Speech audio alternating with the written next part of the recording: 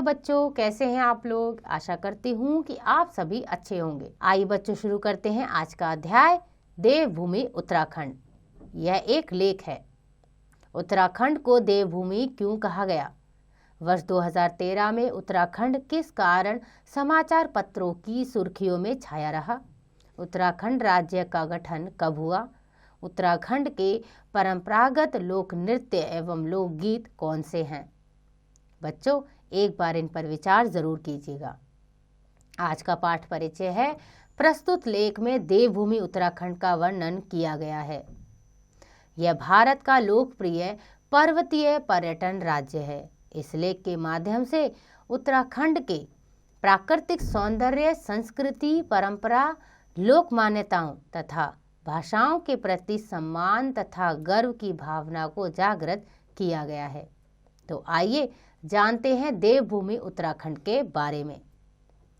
भारत का भाल देवभूमि उत्तराखंड पूर्व उत्तरांचल अपने गठन से पहले तक उत्तर प्रदेश राज्य का एक हिस्सा था। 9 नवंबर 2000 ईस्वी में भारत के 27वें राज्य के रूप में उत्तरांचल नाम से एक अलग राज्य अस्तित्व में आया। उत्तराखंड को देवभूमि ऐसे ही नहीं कहा जाता। इस जगह को देखने के बाद धरती पर ही स्वर्ग का सा अनुभव होने लगता है। जो लोग धर्म में आस्था रखते हैं उनके लिए तो इस जगह का विशेष महत्व है। साथ ही साथ जो लोग प्रकृति के सानिध्य में रहना पसंद करते हैं उनके लिए भी यहाँ के मनमोहक दृश्य किसी स्वर्ग से कम की अनुभूति नहीं देते। तो बच्चों, सबसे पहले उत्तराखंड एक उत्तर प्रदेश का भाग ही था, लेकिन 9 नवंबर 2000 में उसको अलग करके नया नाम उत्तराखंड दिया गया। और उत्तराखंड को स्वर्ग का दूसरा मार्ग कहा जाता है क्योंकि वह बहुत सुंदर है। ऊंचे ऊंचे देवदार के वृक्ष, वर्ष भर बर्फ से ढकी पर्वत चोटियां, शीतल हवाएं और चारों तरफ बिखरी यहाँ की वादियों की सुंदरता बरबस ही लोगों को अपनी ओर आकर्षित कर लेती है। स्वच्छ निर्मल जल के स्रोत, झरने, नदियाँ, घनी हरियाली, प्रचुर वन संपदा, ऊंचे नीचे रास्ते, पगडंडियाँ जैसे दृश्य जीवन की थकान को पल भर में ही दूर कर देते हैं।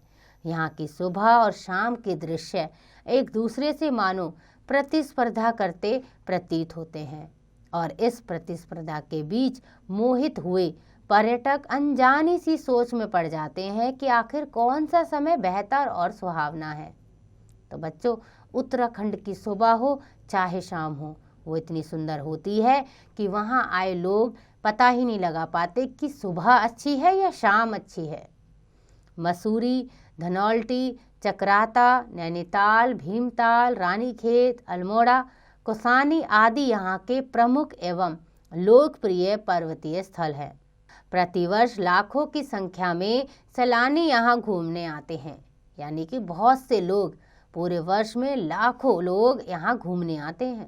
उत्तराखंड राज्य की सीमाएं जहाँ एक और उत्तर पूर्व में तिब्बत और नेपाल से लगी हैं, तो वहीं पश्चिम में हिमाचल प्रदेश और दक्षिण में उत्तर प्रदेश से जुड़ी हैं। पुराणों में हिमालय को 5 भागों में विभाजित किया गया है। नेपाल, कुमाऊं, केदारखंड यानी गढ़वाल, हिमाचल प्रदेश एवं कश्मीर। उत्तराखंड राज्य का कुल भौगोलिक क्षेत्र 53,484 वर्ग किलोमीटर में फैला है। देश की दूसरी सबसे ऊंची पर्वत चोटी नंदा देवी भी इसी राज्य में स्थित है। देश के कई बड़े प्रसिद्ध राष्ट्रीय उद्यान जैसे जिम कॉर्बेट, फूलों की घाटी तथा नंदा देवी राष्ट्रीय उद्यान आदि कई अन्य स्थान उत्तराखंड में पर्यटकों के प्रमुख आकर्षण केंद्र हैं। वैदिक संस्कृति के कई महत्वपूर्ण पवित्र हिंदू मंदिर एवं तीर्थ स्थल जैसे बद्रीनाथ, केदारनाथ, गंगोत्री एवं यमुनोत्री आदि इस राज्य की अत्याधुनिक धरोहर हैं। ये चारों तीर्थ स्थल मिलकर उत्तराखंड को छोटा 4 धाम भी बनाते हैं। देश भर के श्रद्धालुओं की अटूट आस्था हर वर्ष हजारों की संख्या में तीर्थ यात्राओं को इन तीर्थ स्थलों पर एकत्रित करती हैं। पतित पावनी गंगा, यमुना के उद्गम गंगोत्री और यमुनोत्री के जल वाली इस तपोभूमि ने प्राचीन काल से ही ऋषि मुनियों एवं तपस्वियों को अपनी ओर आकर्षित किया है। शायद यह भी एक बड़ा कारण है कि इसे देवभूमि कहा गया है। यानी बच्चों, उत्तराखंड में ऋषि मुनियों ने, तपस्वियों ने बहुत सालों तक अपना वास किया है। इसी वजह से उत्तराखंड को देवभूमि कहा जाता है। हरिद्वार में प्रत्येक 12 वर्ष बाद लगने वाला महाकुंभ मेला अपने आप में एक अनोखा एवं बड़ा आयोजन है। उत्तराखंड केवल हिंदुओं की तीर्थाटन का ही केंद्र नहीं, अपितु यहाँ स्थित हेमकुंड साहिब सिखों की आस्था का भी एक बड़ा केंद्र है। हिंदी के अतिरिक्त गढ़वाली एवं कुमाऊनी यहाँ की प्रमुख बोलियां हैं। इस राज्य की राजधानी देहरादून की बात की जाए तो इसका भी अपना अलग महत्व है। देहरादून को द्रोण का घर भी कहा जाता है।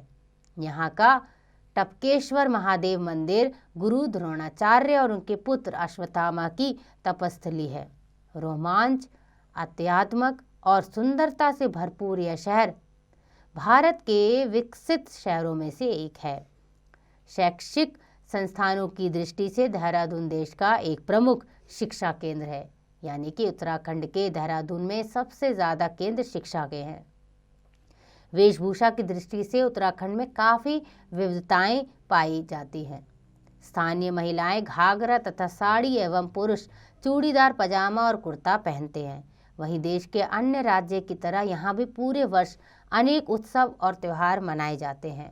दीपावली, होली, दशहरा जैसे प्रमुख त्योहारों के अतिरिक्त यहाँ कुछ स्थानीय पर्वों एवं मेलों को भी पूरे हर्ष उल्लास के साथ मनाया जाता है। जैसे चंपावत में देवीधुरा और पूर्णागिरी मेला, अल्मोड़ा में नंदा देवी मेला एवं गंगा दशहरा और कुमाऊं में हरेला आदि।